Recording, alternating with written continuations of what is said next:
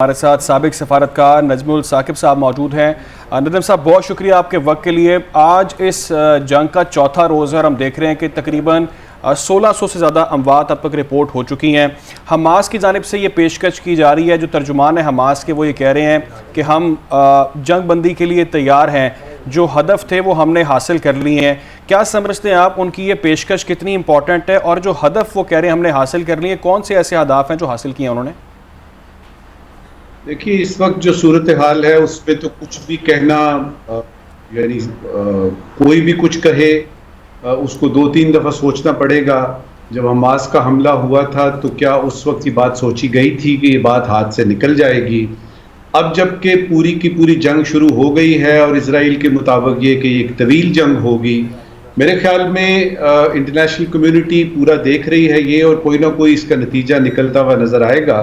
لیکن اس وقت کی صورتحال میں تو یہ ہے کہ صرف آپ لاشیں گنیے، دیکھیے کتنے شہید ہوئے ہیں، دیکھیے کتنی بلڈنگز ہوئی ہیں، کیونکہ یہ محاصرہ جو ہے نا، خیر یہ تو پہلے بھی غزہ کا محاصرہ ہی تھا، یعنی پانی اگر دیکھ لیں جو ساتھ ہیں اس پہ بھی اسرائیل کا رول تھا، آگے جا کے ایجپٹ کا رول شروع ہو جاتا ہے، فضا اگر دیکھ لیں تو اس پہ بھی اسرائیل کا کنٹرول تھا۔ اب یہ کہ ایک موقع ملا ہے اسرائیل کو کہ وہ جو بہت عرصے سے کرنا چاہتا تھا وہ کر سکے، اور اس میں اس کو کچھ حمایت بھی حاصل ہو، اس طریقے سے یہ کہہ کے کہ جی مجھ پہ تو حملہ ہوا ہے اور میں نے تو یہ کرنا ہے۔ ادھر کے آرمی چیف کا بیان دیکھیں تو وہ کہہ رہا ہے کہ جی ہماری آرمڈ فورسز پوری تیار ہیں کسی بھی قسم کے یعنی کرنے کے لیے۔ اور جو سب سے بڑا سوال یہ ہے کہ انٹرنیشنل کمیونٹی جس میں کہ سیکیورٹی کونسل سب سے پہلے آتی ہے، وہ اپنے بند کمروں میں وہ کسی نتیجے پہ نہیں پہنچے، اور اس کی بنیادی وجہ یہ ہے کہ اس دفعہ لگتا ہے کہ اسرائیل اپنے پورے ہدف مکمل کر لے گا، یا کوئی میریکولسلی کوئی معجزہ ایسا ہوگا کہ حماس جو ہے وہ غلبہ پانے کی پوزیشن میں آئے، تب یہ جنگ جو ہے یہ ختم ہو سکتی ہے۔ اچھا نجم صاحب، یہ آپ نے بڑا ایک امپورٹنٹ جو ہے وہ پوائنٹ ریز کیا۔ میں اسی پر پہلے آپ سے ایک سوال کر لیتا ہوں، وہ یہ کہ ہم نے دیکھا اسرائیل کی جو انٹیلیجنس تھی وہ مکمل طور پر فیل ہو گئی، جو ان کی ملٹری کیپیسٹی تھی وہ بھی ہمیں فیل ہوتی نظر آئی، اور دنیا بھر میں اس کو ہزیمت کا سامنا ہوا۔ جس طرح سے آسمان سے حملہ کیا گیا، زمین سے حملہ کیا گیا، بلڈوزرز کا استعمال کیا گیا، اسرائیل اس کو روک سکتا تھا یا واقعی میں وہ ایکسپوز ہوا ہے؟ کیونکہ کہا یہ جا رہا ہے کہ شاید وہ روک سکتا تھا، اس نے خود نہیں روکا، اور وہ چاہتا تھا کہ یہ جنگ ہو، وہ کچھ اہداف حاصل کرنا چاہتا ہے۔ تھوڑا سا کلیئر کر سکتے ہیں اس معاملے کو؟ دیکھیے بڑا اہم سوال ہے اور بڑا اہم اینگل ہے یہ۔ اگر تو آپ اسرائیل کو سمجھ رہے ہیں کہ یہ کوئی سری لنکا ہے یا وہ کوئی مالدیپ ہے تو یہ تو غلط فہمی ہوگی۔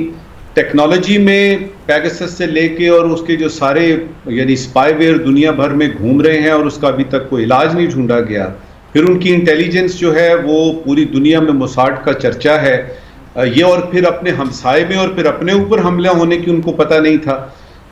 یہ بالکل اسی طرح سے مجھے نظر آ رہا ہے جس طرح کہ امریکہ نے اور ان کے اتحادیوں نے سرپرائز ظاہر کیا تھا کہ روس نے حملہ کر دیا یوکرین پہ، اس کے پیچھے جو عوامل ہیں وہ ایک دم سے بھول جاتے ہیں ہمیں۔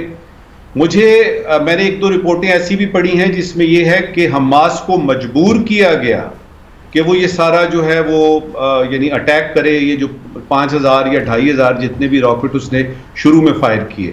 اب یہ 2 اس وقت آپ کے پاس اوپینینز ہیں، آپ کے سوال کے جواب کے یعنی ضمن میں 2 انڈیپینڈنٹ ویوز ہیں۔ پہلا ویو یہ ہے کہ حماس نے یہ کیا، سرپٹیشسلی کیا، سیکریٹلی اس نے یہ سارے یعنی کہیں سے ویپن پروکیور کیے اور پھر پورا پلان کر کے حملہ کیا، یہ ہے ایک ویو۔ دوسرا ویو یہ ہے کہ اسرائیل کو پتا تھا اس کا، کیونکہ جس تیاری کے ساتھ انہوں نے جواب دیا ہے اس سے سمجھ میں یہ بات آتی ہے کہ وہ پہلے سے ہی تیار تھے کہ یہ ہوگا، اور جتنی تیزی سے یہ سارا کچھ ہو رہا ہے اور پھر جتنی تیزی سے ان کے ڈیفنس منسٹر نے یہ بتایا۔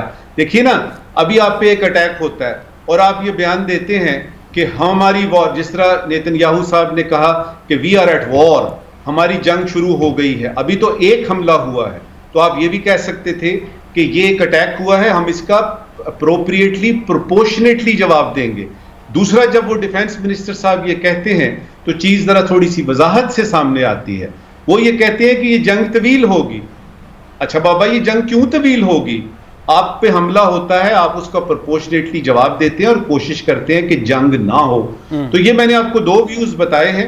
اب یہ ہے کہ اب دیکھنا یہ کہ ٹیبل کے کس طرف بیٹھا ہوا شخص ہے وہ اس کو کیسے دیکھتا ہے. مجھ سے پوچھیں گے تو میں یہ کہوں گا کہ there is more to it than meets the eye. یہ ہسٹری فیصلہ کرے گی کہ یہ جو حملہ ہوا یہ کس طریقے سے ہوا, کس نے کیا, کس کے بحث پہ کیا, حماس نے کس کی بات مانی, حماس کے پیچھے کون تھا, اور یہ اپنے علاقے میں اپنے یعنی نیبرہڈ میں آپ کے ہو رہا ہے اور آپ کو پتہ نہیں چلا. تو یہ کچھ سوالات ہیں جو کہ شاید اس جنگ کے ختم ہونے کے بعد سمجھ میں آئیں گے. Right, very rightly explained. اچھا ایک چیز اور, اس وقت ہم ذرا تھوڑی سی اگر کرنٹ سینیریو کی بات کر لیں جو اس وقت خبریں سامنے وہاں سے آ رہی ہیں. اسرائیل نے جو غزہ کے داخلی اور خارجی راستے ہیں وہ بند کر دی ہیں, بجلی وہاں پر منقطع ہو چکی ہے, خوراک کی وہاں پر شدید قلت ہے, پانی نہیں ہے, گیس نہیں ہے, بہت سارے وہاں پر قسم کے بحران ہیں اس وقت ان کو اس کا سامنا کرنا پڑا ہے. کیا سمجھتے ہیں آپ یہ معاملات کیسے آگے چلیں گے وہاں پر؟ یہ معاملات جو ہیں یہ ابھی نہ اسرائیل کے ہاتھ پہ ہیں نہ ہی یہ حماس یا فلسطین کے ہاتھ میں ہے, اور مجھے لگ رہا ہے کہ یہ معاملات اس وقت جو آپ کی بین الاقوامی طاقتیں ہیں, جو انٹرنیشنل کمیونٹی ہے, ان کے ہاتھ میں ہیں. یہ چیز تباہی کی طرف اب وہ راستہ کھل گیا ہے. اب ہمیں روزانہ ہم گنیں گے کتنی لاشیں ہیں, کتنے شہید ہیں, کتنی بلڈنگز تباہ ہو گئیں, پانی بند ہو گیا, بجلی بند ہو گئی. اور جب جنگ ہوتی ہے تو اس میں تو یہ سارا کچھ, سب سے پہلے جو کیجولٹی ہوتی ہے جنگ میں, کسی بھی اس طرح کی جنگ میں, وہ ہوتی ہے سچ کی. تو سب سے پہلے تو ہمیں یہ دیکھنا ہے کہ سچ اس وقت کیا ہے اور اس میں کون رپورٹنگ کر رہا ہے اور وہ کون سی رپورٹیں ہم تک پہنچ رہی ہیں. لیکن ایک چیز طے ہے کہ اس جنگ میں جو غزہ کا حصار جو پہلے بھی تھا وہ اور زیادہ ہو جائے گا, سخت ہو جائے گا, اور اسرائیل کو یوں سمجھیے کاخ بلانک مل گیا ہے. ایک ان کو ایسا ان کے ہاتھ میں آ گیا, ایک کارڈ ایسا آ گیا جس کو وہ آخر تک استعمال کریں گے. تو ظاہر ہے وہ کس کے خلاف استعمال ہوگا؟ وہ فلسطینیوں کے یعنی خلاف استعمال ہوگا, وہ غزہ کی پٹی میں یعنی استعمال ہوگا. اور باقی ملک جو ہیں وہ صرف یہ سوچ رہے ہیں, جو آس پاس کے ملک ہیں, کہ یہ جنگ جو ہے یہ آگے نہ بڑھے. لیکن جہاں تک فلسطینیوں کا تعلق ہے وہ تو بڑے برے طریقے سے محصور ہیں, اور اس وقت کسی کو کچھ نہیں پتا کہ ان کی واپسی کا, ایک طرف پانی ہے دوسری طرف اسرائیل ہے, کہاں جائیں گے؟